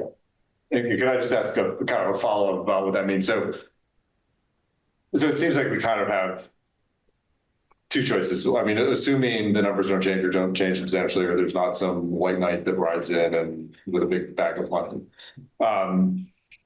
It means we either have to, if we level fund, pass those costs largely along to the taxpayers of the town, or we have to make cuts in the order that would, sounds like from what I'm looking at, impact some of the programs that we find central to what we do, or do something else like dramatically increase or at least substantially increase class sizes to kind of find savings that would otherwise make up the gap. Is that an accurate assessment, or yes, that's relatively accurate. I think that there are efficiencies that we can find in our system. I don't know if we'll find enough efficiencies if we want to to level fund a budget, right? To get to a level fund from last year. I don't know if we can get there, but we can look for efficiencies across our budget. Unfortunately, as the school board well knows, the cost saver is in human resource. Yeah. Is in salaries and benefits. Well, so that people who we love. And we've been, looking for efficiencies for like 2 or 3 years now. And we've done some efficiencies, yes. We have found some. We have found some, but you shake the couch and each time fewer quarters fall on the cushion. Yeah. So, this is true. Yeah.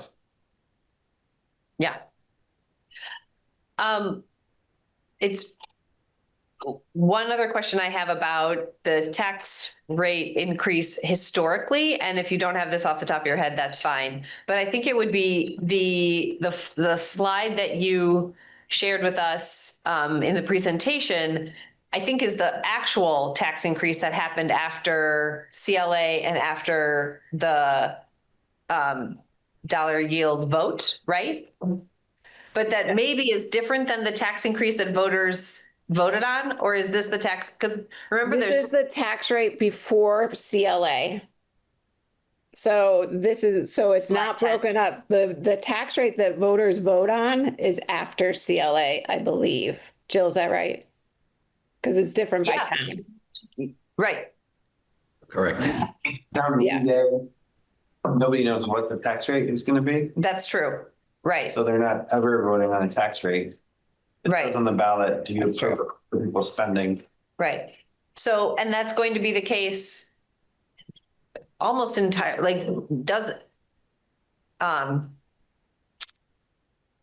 will be the case again this year, sort of regardless of what we do. Voters won't know what the tax rate increase will be when they vote. They will know what we're predicting it to be based on what the dollar yield is at that moment. But the dollar yield doesn't get set. I think what Jake's referring to is that the dollar yield doesn't get set into law until June.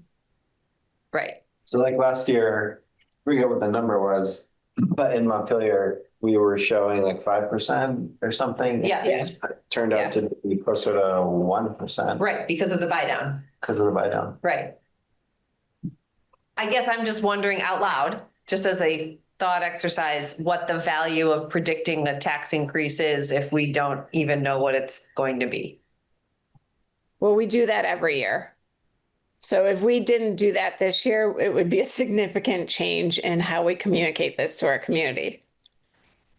Right. These are also very uncertain times. I'm not trying to make a decision here. I'm just putting out an idea of the reality is we won't know when we vote. I believe what the warning does have to say, and I'm going to ask my tax experts to correct me here and my smart business manager. I believe the warning says, do the voters approve a certain number for a budget, which is a certain percentage above last year's budget? Right. Of education spending or of full spending? Full spending. Okay. Okay, that's helpful to know. Yep. So if that, let's say my napkin math of 1 million more based on the Yep. buy down is correct, that million will most likely be in that. Yep. It will be in there somewhere. It will be baked in somewhere. Yeah. Because of the set rate. Jill's looking at Jake though, so that could be wrong. I'm watching you, Jill. I can't see Jake, but Trying to say that something. could be wrong. Just thinking out loud. No, I was gonna ask another question. Do you have any sense on weighting, like pupil weighting, if our counts of English language learners or multilingual learners or eligible for free and reduced lunch is changing? I'm not sure about free and reduced lunch. I'm looking to see if Nick's on here and he's not.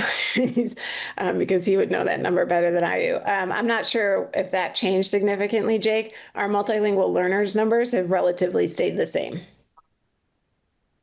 Okay. And then there may be 1 or 2 differences that might help us out, but not many. The other thing though that I will say is that the I'm trying to think how the weights work. So anybody jump in, Mike or anybody. We have more multilingual learners at the high school level. So that might influence our weights differently. Correct? Oh, because currently high school students are weighted more Yes. heavily. So those kiddos who are multilingual learners at the high who have aged up, right? Who have aged up into the high school. Could influence our weighting to the good for us. I think it's additive, not multiplicative. Is it? Like, I'm not sure how that works. Okay. Okay. One last thing on student counts. I think on your slide, added $150,000 or something. I think that was based on 11 fewer students when you said that population or estimating group thought there were going to be 15 fewer students. So it could be a little bit worse. Thanks, Jake. Thanks for pointing that out. Yeah. But remember, those numbers are really predictive, right? Because they're butts and seats, right? They're actual kids. They're not the weights. So they're not. It's just to give a sense of like when student enrollment decreases, even by a small amount of students, it will impact us and the amount of money that we can collect, right? Yep. But I'm going back to that slide, and if it's the same as what you presented, I mean, that estimate was 150,000, which compared to the whenever 2 million deficit is a relatively small piece. Yep. It is a small piece. And it's equivalent to a teacher in a mid-year, that's where our teachers fall, mid-career family plan. Yeah. Which is, it's a little, 150,000 might be a little bit higher than what they'd make, but that with salaries and benefits, but it's close at this point.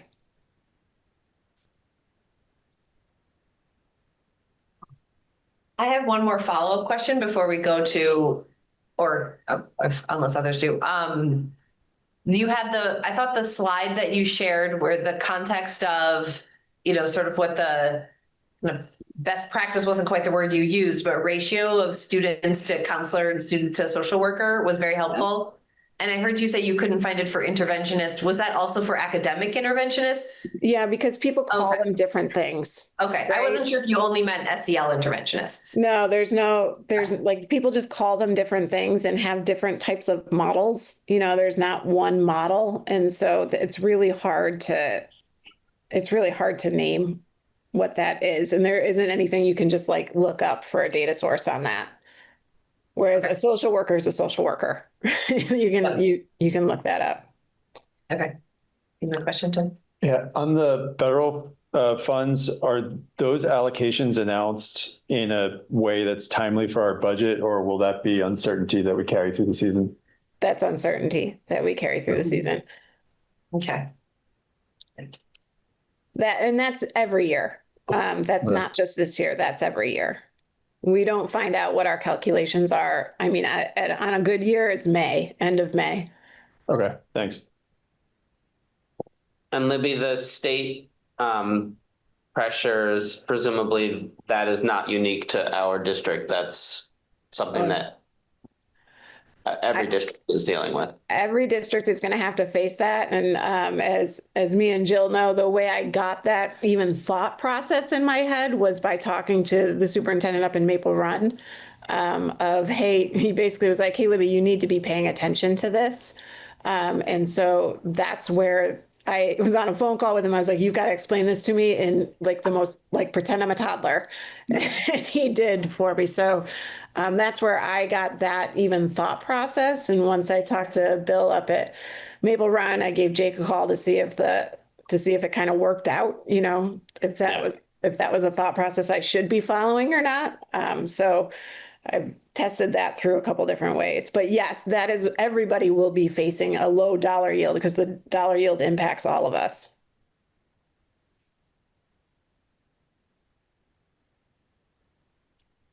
Stan, are you having fun yet? I'm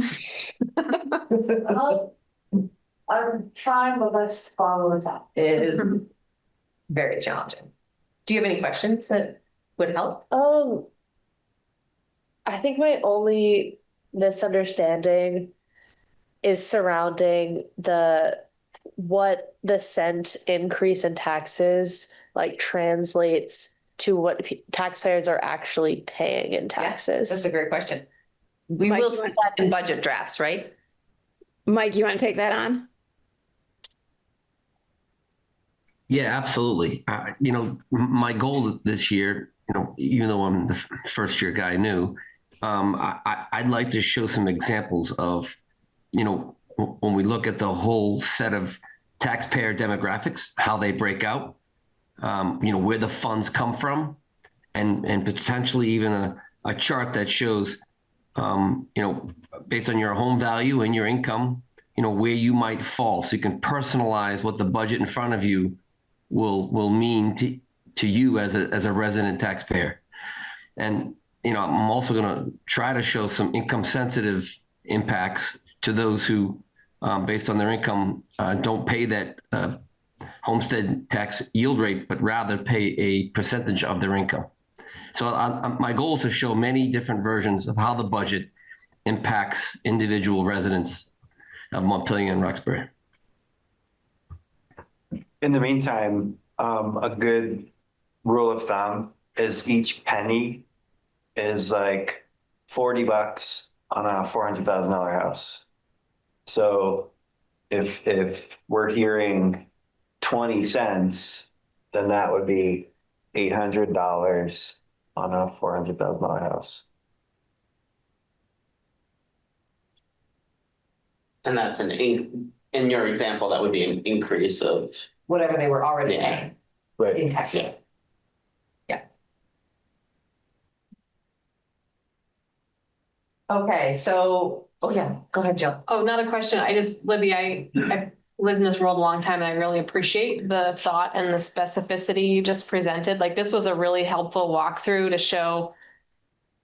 It's really hard, you know, it's hard for a lot of us, even those of us who sort of live in this world, to follow. But I think you did a really good job of sort of breaking out the pieces that we do and do not have control over, and at least making sort of educated estimates so we have some idea of what we should be watching. So I just really appreciate, I know that probably took a lot of time to put that together, and I'm not sure every school board is going to have that level of detail. So I just wanted to thank you for putting that time in to do that. Big thanks to Tim and Mia at the VSBA conference for giving some good feedback of making it clearer. And to Jake for taking my phone call. I just want to add, not only is it clear, but it's also, I'm looking at the meeting from a year ago, and the format is similar enough that I can actually follow like the trend from where we were last year at this time to now. So yeah, kudos for consistency and clarity. That is all Anna Hipko every year. So Jen, before we close this part of the discussion, there was that final slide asking board members for any data or other information or other presentations that would help us with decision-making around the budget. So just want to open the floor up. If there's those, you can also email that to Libby if it comes to you when you're, falling asleep tonight. But if there's thoughts now. Yeah, right. Well, what is the student level fund looks like a 20-cent increase, and was it $2.8 million increase? Is that what it was? So I guess part of what I'm hoping, and I think what we often see is sort of a couple of different scenarios. And I'm not sure if there are places where we could use more resources because we want to grow our capacity in those areas, or if we feel like the resources that we have are where we want to be in terms of our current population of students. And I think that we've often had, if we were going to bring the budget down, this is the number of FTE that we would have to reduce. Of course, we don't want to see that, and we don't want to personalize any of that. But, I guess I'm hoping, because we are in negotiation season as well, that some of those options are there. If we're going to level fund, this is the increase that we're looking at. If we're going to level fund and we want to have a zero, we don't want to see a tax increase, how many FTE would that mean that we would have to lose or find, efficiencies, I guess you could say. And then maybe if we were going to grow our resources in certain areas, what might that look like? Because we want to do a little bit more in, I don't know, play or something like that, just to sort of have a couple of different scenarios so that we're sort of looking at what the effects might be on taxpayers across a couple of different scenarios. Right, can I ask you a clarifying question? Yeah. So last year, we made the distinction, I think, to Scott's suggestion between level fund, which would mean the same general budget as FY26, versus level program, which means no cuts to programming, but no increases other. Is that what you mean when you say level fund, or do you mean zero out the increase to the general budget? Just for clarity. I mean, an increase to the budget, but levels having the same programming. Okay, so level programming, the distinction. Yes, level we made last year. programming, not a zero increase in taxes, but I wouldn't mind seeing, if we wanted to have a very small increase in taxes, what would that actually look like in terms of reducing our resources, meaning reducing our FTE? Yeah. Just to see it. We don't want to see that, of course. But those are important factors to consider for everyone. Okay, thanks.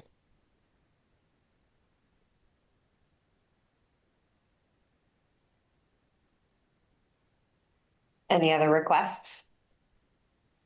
I kind of had the same one as Rhett, so he said it already.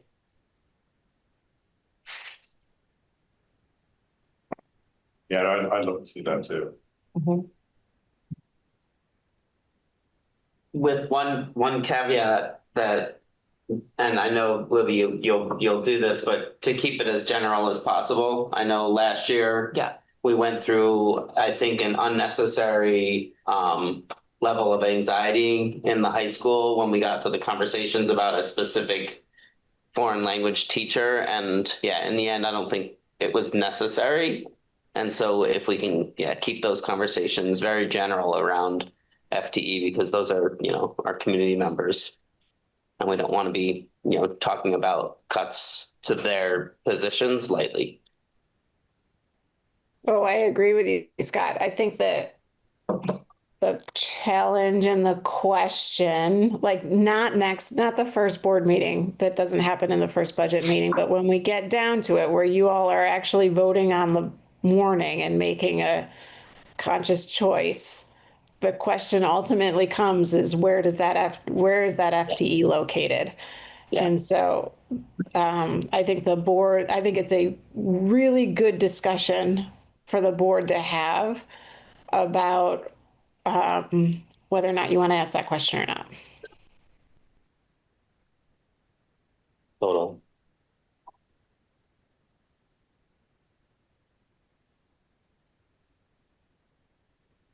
And then just in a clarification, in last year's case, that was actually an open position. So there wasn't even a person who would have been let go. Because we left it in and we filled that position with 2 half-time people. I think just further underscoring how challenging the decision is. Any other requests as far as? Yeah, I was curious. I was just checking something with Jake, but if the actual increase from last year is 1% or ish or something like that because of the buy down, I guess I'd be curious if we can sort of reverse engineer not having that into the tax rate so we could see trend over 2 years. Does that make sense? So that it seems like we kind of artificially held down to a 1% level last year. A 1% tax increase level, level, right? And that was from stuff done at the state level. If whatever we come up with this year, I guess I'd be curious to see it as, I would expect if we artificially hold it down in year 1, it artificially goes up in year 2. I'd like to kind of understand what that year over year would look like, if that's at all possible, given the level of information we have right now. I mean, like, I'm thinking of very fancy ways to do that, but the simple way to do that would be to like go back to right before town meeting day and what we had in our presentations for what we thought was going to happen, which I think was around 5%. I don't really remember. And that I think it was 5.4, Jake. And then take out the like extra $1 million from this year that Libby was pointing out from the buy down. Oh, the buy down? No. Am I misunderstanding this? No, I think we just have to, we can talk about the second step offline. Yeah. Yeah, but I think it's not that bad. We can figure it out.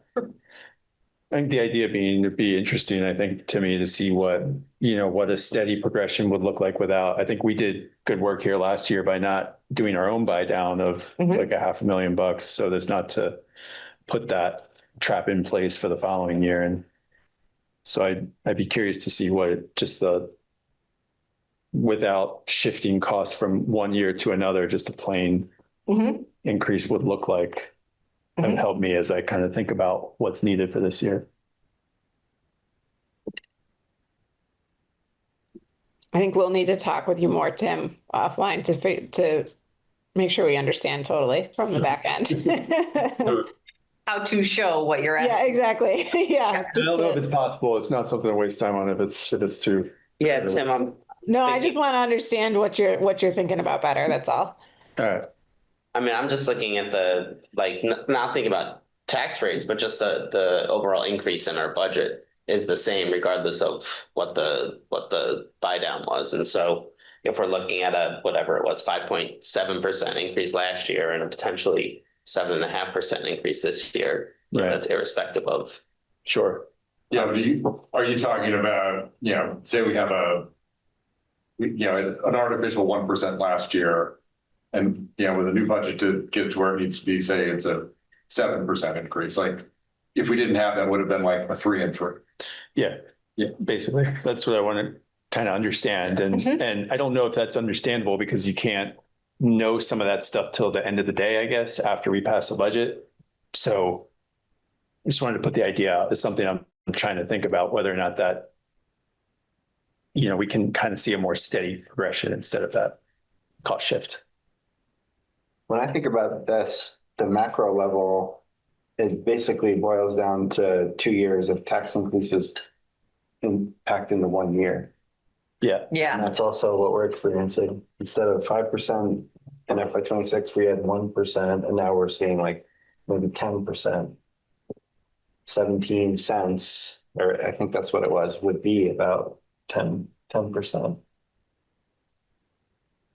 Yeah, and just as a reminder, I mean, right now, if we to level program with the predictions we're making right now is about even if we increase the salary through negotiations, we're about like 4 to 5% increase, which is where we normally like that's our average, if not low average, if we're on the 4% side. So it's something for the board to just understand as we're trying to talk about this with our community. If it shakes out the way that, again, we're playing poker.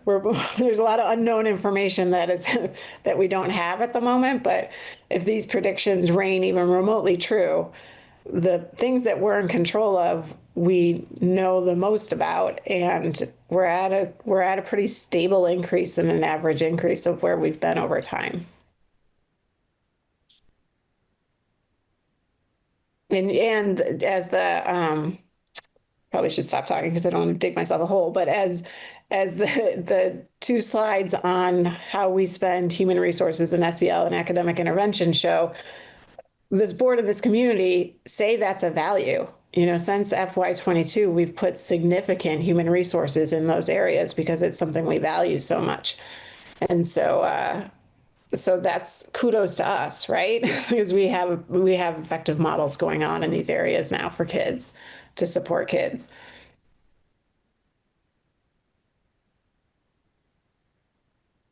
Yep. All right, we're going to pause it there because there's definitely more to talk about once we have the budget to look at. And as I said, if there's something that would help you wrap your mind around this that you think of as you're falling asleep tonight or making dinner tomorrow night, definitely don't hesitate to email Libby and me with it so that we can include it in the thinking and the process for drafting the first draft of the budget. The next item up for discussion is a request that we got from another school district asking us to support their efforts to essentially decouple bond funding from per pupil spending. And because what they're finding is that when those things are put together, it puts their per pupil spending above the limit that gives them an extra admonishment is not a penalty for essentially what looks like overspending in their district. And in their particular case, they're having some very, very significant challenges with their infrastructure that only a bond could raise the money for. And this is a new thing that the legislature put into place, this putting the bond responsibilities along with per pupil spending. And I think they passed it just this past legislative session. And they're saying that's having a very detrimental impact on our district. And they're asking that they're going to be going to the legislature to ask them to undo that. And they've asked us and probably other boards to join them in asking the legislature for that. So we wanted to have a conversation as a board about whether or not we would join them in asking the legislature to decouple the bond spending. Any clarifying questions about that? I'm going to ask you to direct them toward Libby or Jake, because my understanding of this is shallow.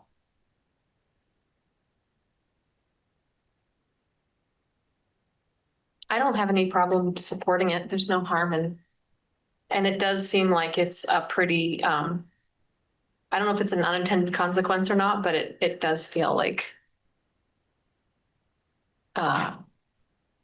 there's no state funding for this infrastructure. And there's some schools that have really like terrible infrastructure problems that are impacting student and staff health. And that if they go to fix that, they're considered excess spending. That's sort of the gist of this, right? So I don't see any problem with asking the legislature to re-examine it personally. I have a different take on it. So the reason that this is an issue for the district is because their spending is at a very high level, right? So this, including their bond spending, puts them over the excess spending threshold, and they get tax on the overage, like a double tax. And so they want it backed out. But they're way higher spending than we are. If the legislature did back that out, then they would be out of the penalty, but that would make our taxes in Montpelier go up. Because instead of them putting a little extra, it has to get socialized to everybody else who spends less. And so Montpelier taxpayers would pay more.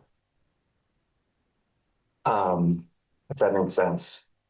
Because they're not paying a penalty, so the money has to get into the ed fund somehow. There's no magic money in the ed fund, so it just gets pushed on everybody else's property taxes.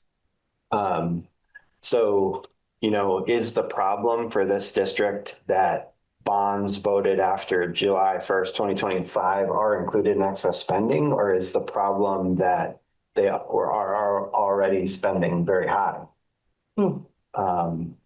And I think they might want to look at their general spending. I have a question. If the CVCC bond passes, does that have an effect only on CVCC because it's its own district, or does it get distributed to all the contributing districts? And does that change our calculations for how our budget is determined? Well, that's what year is that? FY29 or FY30 for the first payment on that. So that's not for a little while. But yeah, that would affect us because we would pay higher tuition for our students to go to CVCC, because instead of costing like $15,000 each or whatever, they have this huge bond cost. And so it would cost, I don't know, quite a bit more for each student. But that's not for a few years if it does pass. Did that pass? I thought it. We don't know yet. We don't know yet. They're still commingling votes. I know it was voted yesterday. I wonder if we remove the specific district from this question, I think that might be what Rhett was trying to get at, but using us more as an example, or maybe you weren't. But what I wonder is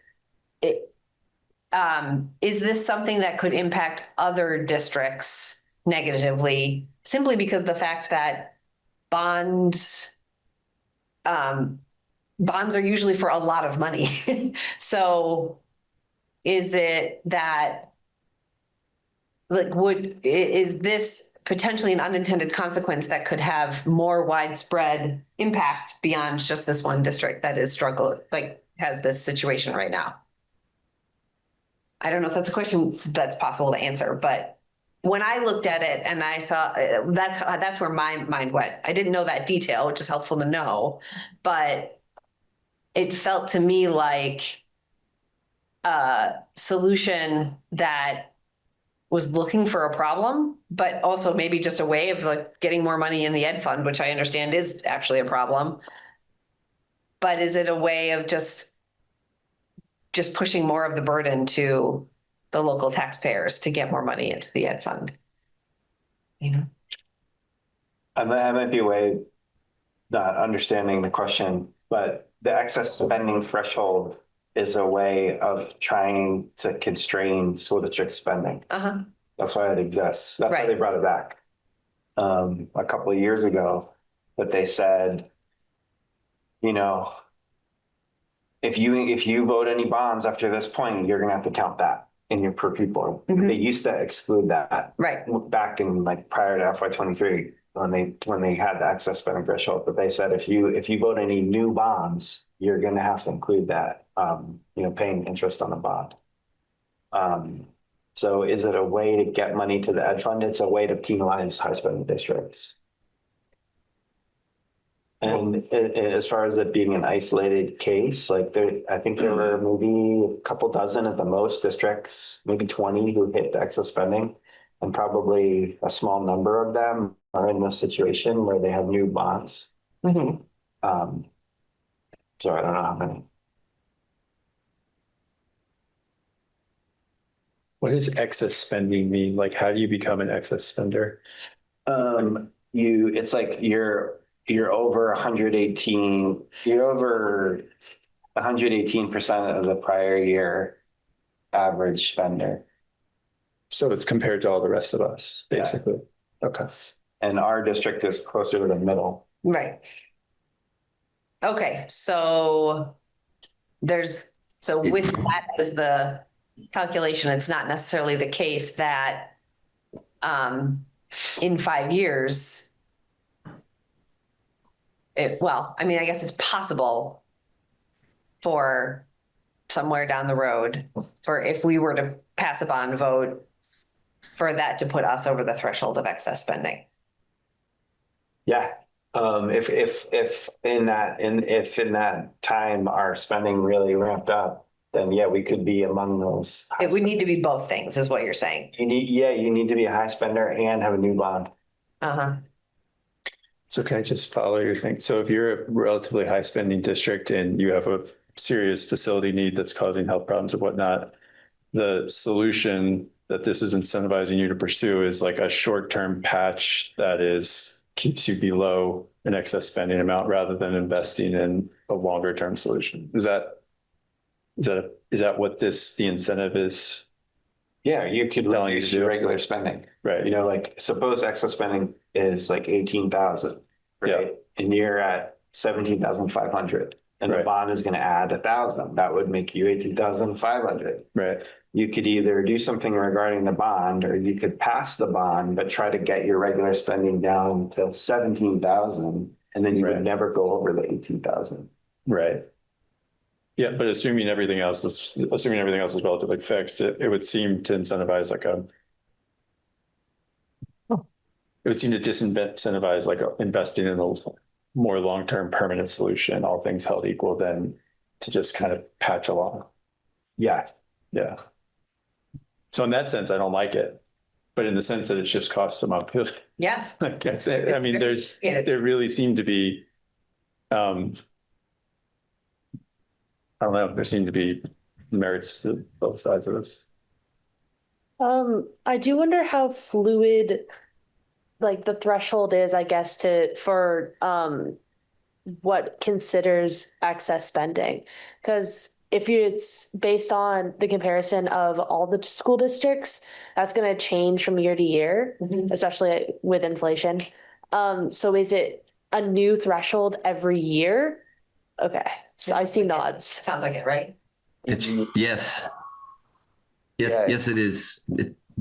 And it's on a per pupil basis, on a long-term weighted average per pupil basis. That's what they're using as that threshold. Last year was in the high 15s, I think, or 16. I could check real quick. Yeah, it gets inflated every year. Yep, exactly right. And some of the things you guys are talking about made me want to just make a note that I think one of the reasons why they brought back capital spend as far as like a bond or debt to do facilities or any kind of major improvements, the reason why they brought that back along with the penalty was, I think the state's vision was what's going on right now, which is they wanted to have more control over which districts, which buildings, get that level of improvement. They didn't want every district going out and, fixing up all the infrastructure, which they know has been suffering for years. I think this was one way to curb that and control the facility, bond spending. Yes, without actually providing any funds to invest in the facilities that our students go to school in every single day. Correct. I mean, if it's temporary, it kind of makes sense, but if it's just a forever thing where they just keep spending but don't help, that's right. Agreed. I meant it more towards a temporary control until all this is solved as far as the redistricting, right, and the consolidation. Yes, sorry. Oh, okay. So they are perhaps thinking that there are districts who are going, oh, if we're going to get merged with another district, we want to actually fix our high school first. And therefore they thought they needed like some kind of 3-year cap, like to put this in place in order to cap potential out of control bonding for this transition period. Am I understanding that correctly? That's my understanding. Yeah, that's yeah. I mean, I think that's one of the primary reasons why they brought back. Remember, because the excess penalty threshold went into like a moratorium for like 5 years, right? Like, right during COVID and thereafter, they brought that back, and then they brought back because for many years, bond and capital long-term debt spending for facility-related infrastructure was never part of that penalty. Right. It was always a separate cost that wouldn't penalize you, wouldn't put you into the excess penalty threshold. But when they realized, the changes that are probably really needed, and they just brought it back and they added that layer to curb that spending. So yes. Yeah. Okay. Okay. Well, we're approaching the time that we have allotted for ourselves, and we still have a couple more things to talk about on the agenda. So I'm gonna just add, If this building on July 12, 2026, we're sitting in this room and we're in 2 feet of water, we need a bond does that put us in the excess spending category if this building needs to be replaced? it sounds like it depends on how big that bond is and whether or not we're anywhere near excess spending with our regular education fund. Like we're somewhere in the middle and we add 100 and I forget what they said the high school over there would be. I don't know, what was the number? 110. Yeah. So we're somewhere in the middle of the state average. We had $110 million bond because just in the hypothetical situation that we build the high school, that because this one is underwater, does that penalize us? And is that something that we should consider as we consider this question? Because this building's in a flood zone. I don't know if that's something that wants to be part of our consideration. I just want to put that out. Sounds like it's hard to answer that in the abstract because what gets added to the per pupil spending is probably the bond interest payments, right? Yeah. So not the bond itself, but bond interest payments. And the cost of the materials is going to keep increasing every year. So they're cost a lot more money. Certainly. Anyway. Yeah. To be clear, it's the debt service. It's principal and interest. Oh, thank you.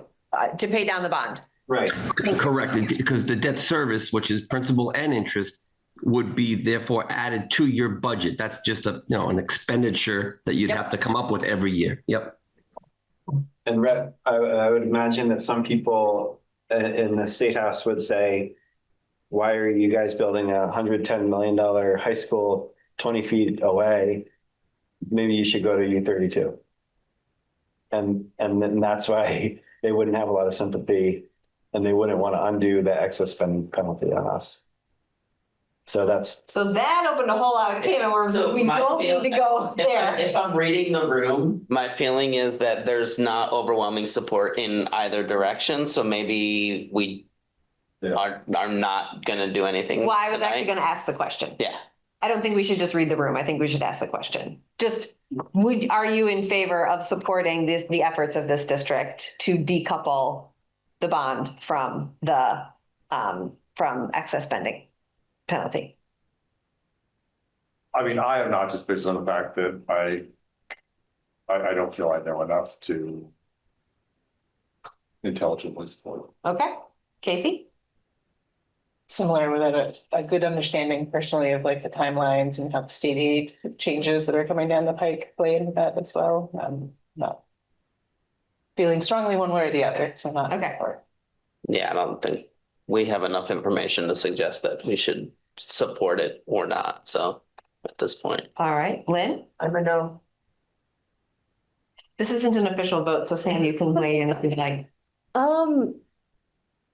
I think it sounds like there's a lot of factors at play where we don't actually know if it would be beneficial to support this or not. at this moment, so I think I'm a no. Red? I feel the same way. I'm confused.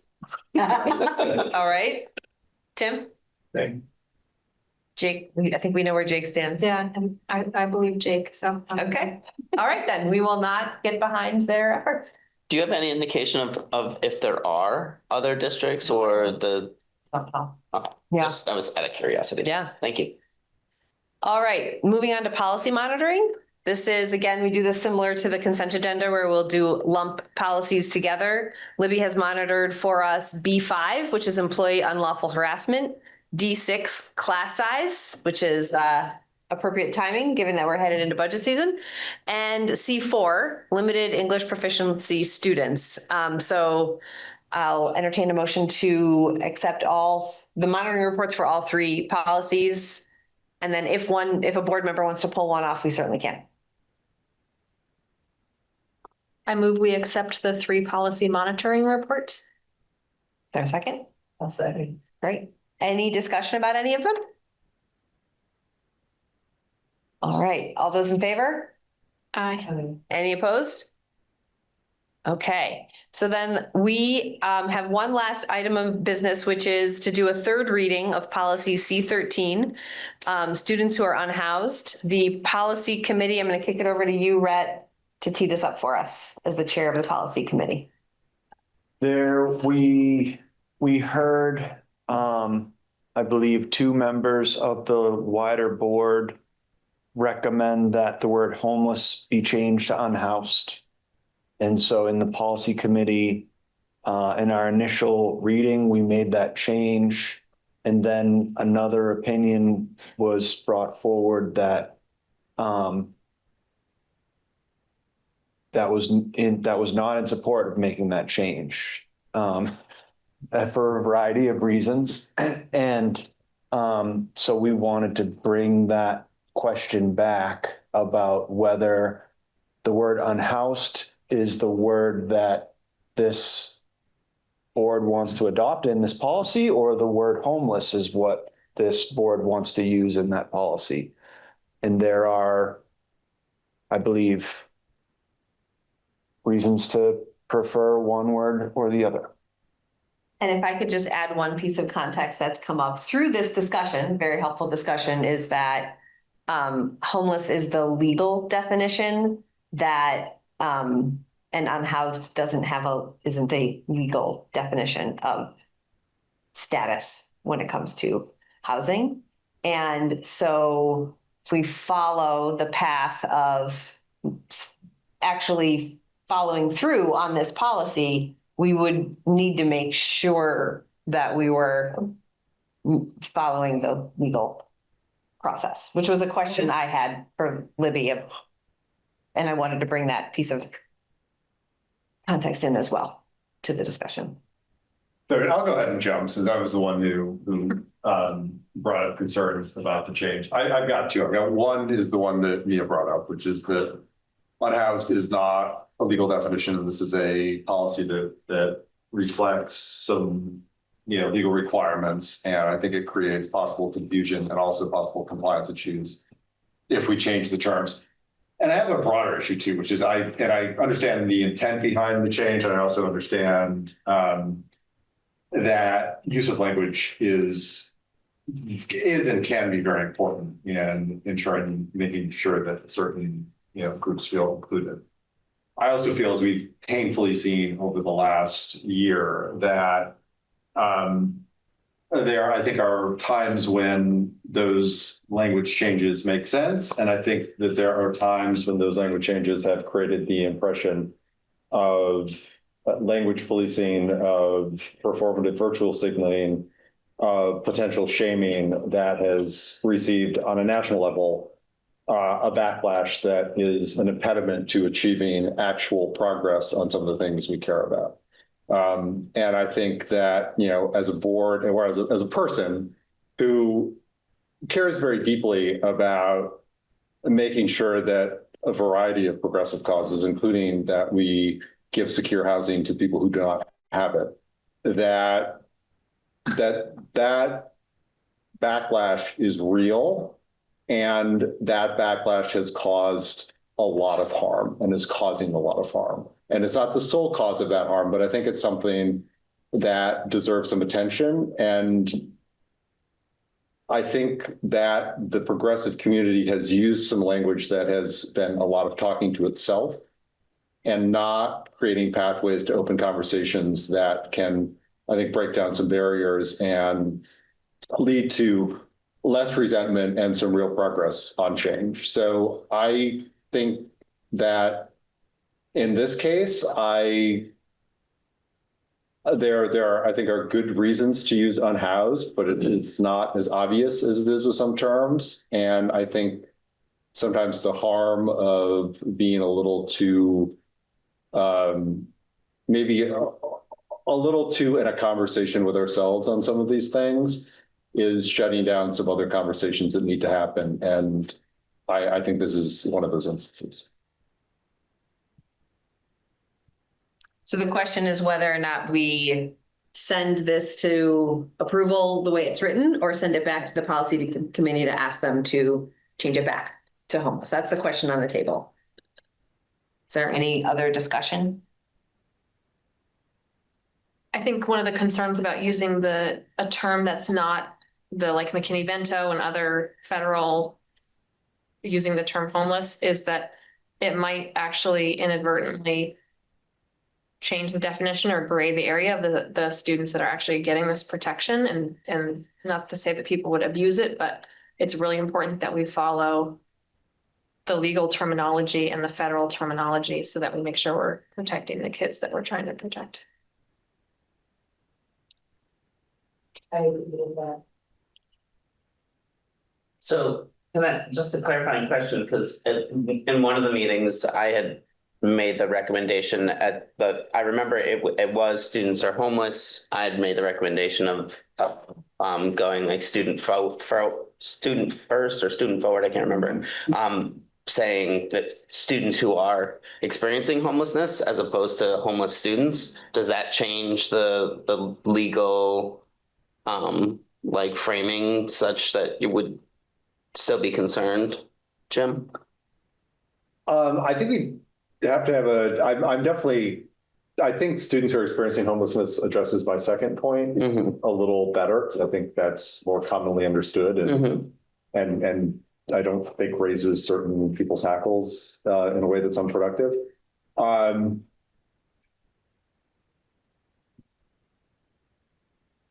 My guess is that we would probably need to have the word homeless in there somewhere to ensure that we are in compliance and it is clear that what we're talking about is what the statute's talking about as well, but where that needs to be, I'm not sure.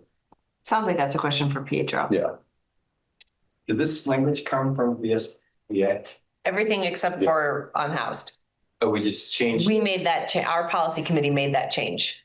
Okay. But in that little sentence there, it says students in homeless situations. Or based on their status as homeless. Yeah. So did we just miss that one? Probably yes. I think since it's not consistent, we should kick it back to the policy committee and figure it out. And get the question from Pietro about experiencing homelessness. And it's also in the beginning of the third paragraph. Yeah, I think we should kick it back. Yeah. Okay. Is there anyone who thinks we should not kick it back? I just want to make sure but I think that's pretty much the action we're taking here. Okay. Thanks for the discussion, everyone. And with that, we have completed the business we set out to do tonight. Is there a motion to adjourn? I'll move. All right, Scott moved to adjourn. Second. Jake seconds it. Any discussion? All those in favor? All right. Any opposed? Thank you, everyone. Thanks, Libby.